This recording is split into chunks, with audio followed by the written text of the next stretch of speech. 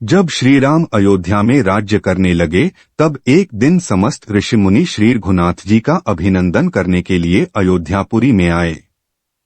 श्री रामचंद्र जी ने उन सबका यथोचित सत्कार किया।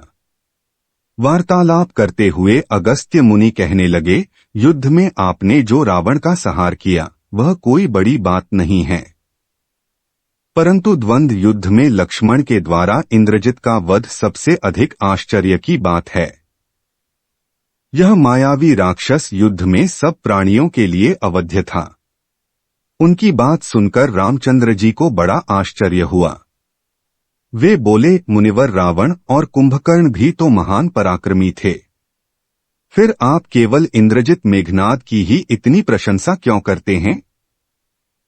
महोदर, प्रहस्त, विरूपाक्ष भी कम वीर न थे।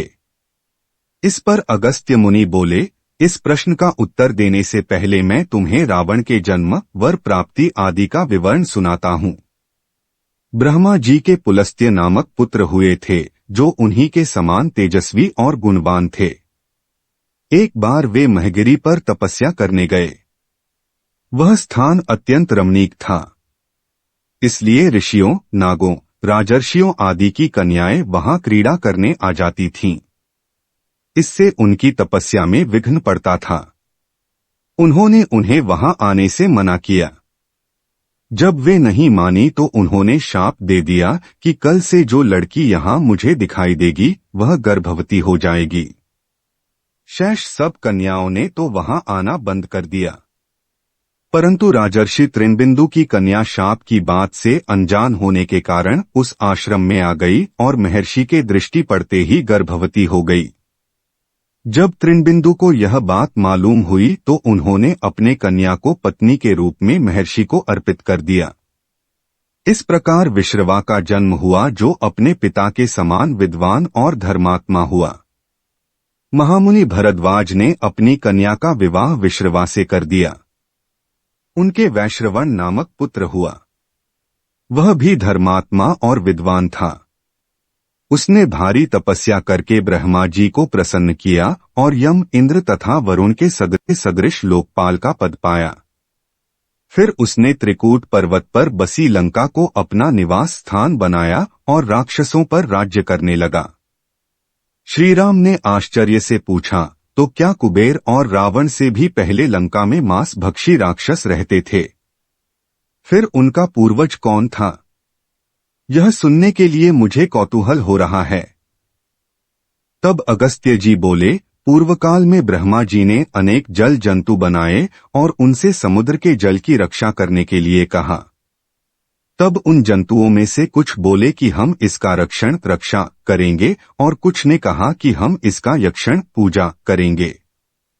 इस पर ब्रह्मा जी ने कहा कि जो रक्षण करेगा वह राक्षस कहलाएगा और जो यक्षण करेगा वह यक्ष कहलाएगा।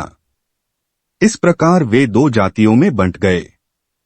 राक्षसों में हेती और प्रहेती दो भाई थे।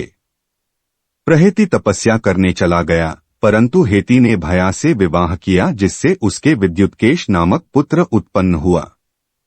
विद्युत्केश के सुकेश नामक पराक्रमी पुत्र हुआ। सुकेश के माल्यवान, सुमाली और माली नामक 3 पुत्र हुए।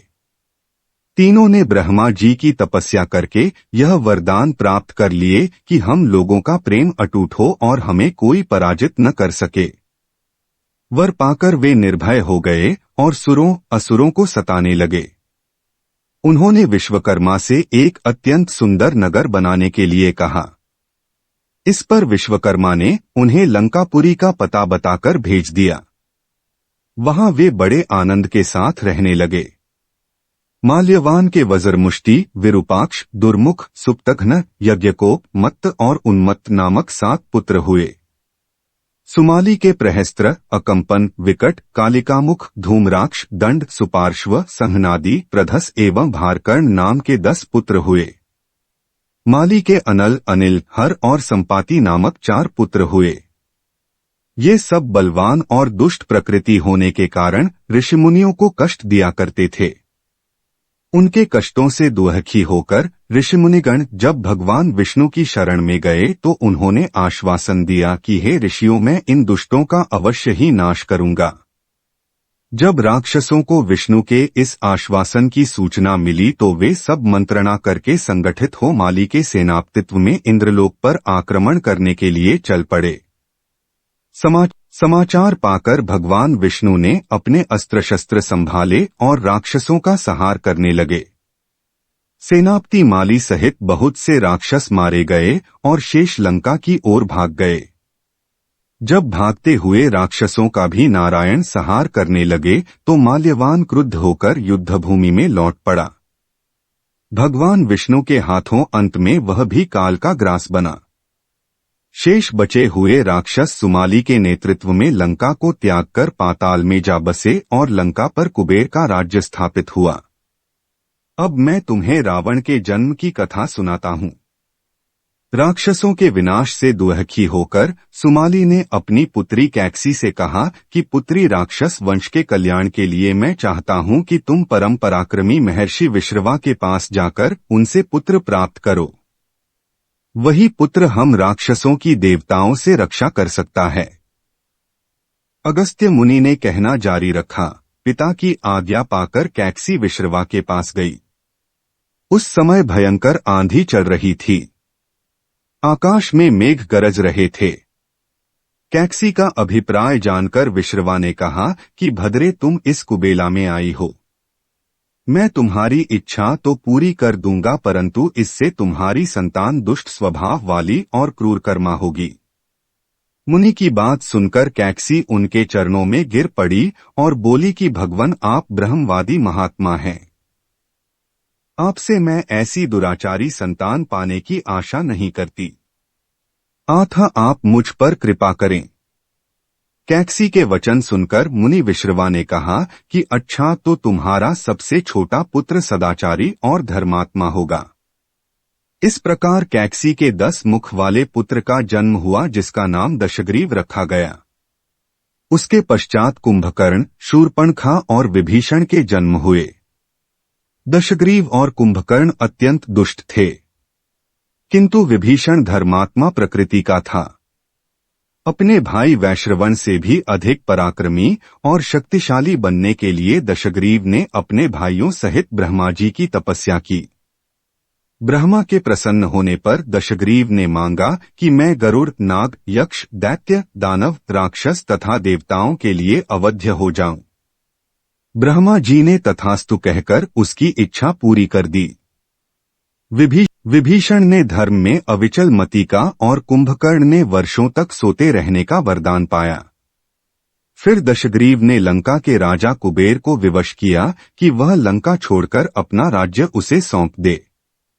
अपने पिता विश्रवा के समझाने पर कुबेर ने लंका का परित्याग कर दिया और रावण अपनी सेना, भाइयों तथा सेवकों के साथ लंका में रहने लगा। लंका में जम जाने के बाद अपने बहन शूर्पणखा का विवाह कालका के पुत्र दानवराज विद्युविह्वा के साथ कर दिया। उसने स्वयं दिति के पुत्र मय की कन्या मंदोदरी से विवाह किया, जो हेमा नामक अप्सरा के गर्भ से उत्पन्न हुई थी। विरोचन कुमार बलि की पुत्री वज्रज्वला से कुंभकर्ण का और गंधर्वराज महात्मा शैलूष की कन्या सरमा से विभीषण का विवाह हुआ। कुछ समय पश्चात मंदोदरी ने मेघनाद को जन्म दिया, जो इंद्र को परास्त कर संसार में इंद्रजित के नाम से प्रसिद्ध हुआ। सत्ता के मद में रावण उच्छृंखल हो देवताओं, ऋषियों, यक्षों और गंधर्वों को नाना प्रकार से कष्ट देने लगा। एक बार उसने कुबेर पर चढ़ाई करके उसे युद्ध में पराजित कर दिया और अपनी विजय की स्मृति के रूप में कुबेर के पुष्पक विमान पर अधिकार कर लिया। उस विमान का वेग मन के समान तीव्र था। वह अपने ऊपर बैठे हुए लोगों की इच्छानुसार छोटा या बड़ा रूप धारण कर सकता था। विमान में मणि और सोने की सीढ़ियां बनी हुई थीं और तपाए हुए सोने के आसन बने हुए थे।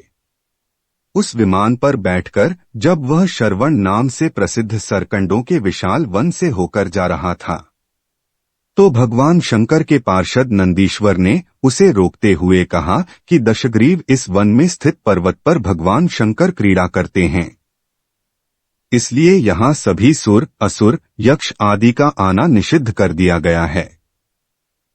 नंदीश्वर के वचनों से क्रुद्ध होकर रावण विमान से उतरकर भगवान शंकर की ओर चला। उसे रोकने के लिए उससे थोड़ी दूर पर हाथ में शूल लिए नंदी दूसरे शिव की भांति खड़े हो गए। उनका मुख वानर जैसा था। उसे देखकर रावण ठहाका मारकर हंस पड़ा। इससे कुपित हो नंदी बोले कि दशानन, तुमने मेरे वानर रूप की अवहेलना की है, इसलिए तुम्हारे कुल का नाश करने के लिए मेरे ही समान पराक्रमी रूप और तेज से संपन्न वानर उत्पन्न होंगे। रावण ने इस ओर तनिक भी ध्यान नहीं दिया और बोला कि जिस पर्वत ने मेरे विमान की यात्रा में बाधा डाली है, आज मैं उसी को उखाड़ फेंकूंगा। यह कहकर उसने पर्वत के निचले भाग में हाथ डालकर उसे उठाने का प्रयत्न किया। जब पर्वत हिलने लगा तो भगवान शंकर ने उस पर्वत को अपने पैर के अंगूठे से दबा दिया। इससे रावण का हाथ बुरी तरह से दब गया और वह पीड़ा से चिल्लाने लगा। जब वह किसी प्रकार से हाथ न निकाल सका तो रोते भगवान शंकर की स्तुति और क्षमा प्रार्थना करने लगा। इस पर भगवान शंकर ने उसे क्षमा कर दिया और उसके प्रार्थना करने पर उसे एक चंद्रहास नामक खड्ग भी दिया। अगस्त्य मुनि ने आगे कहा, एक दिन हिमालय प्रदेश में भ्रमण करते हुए रावण ने अमित तेजस्वी ब्रह्मर्षि कुशध्वज की कन्या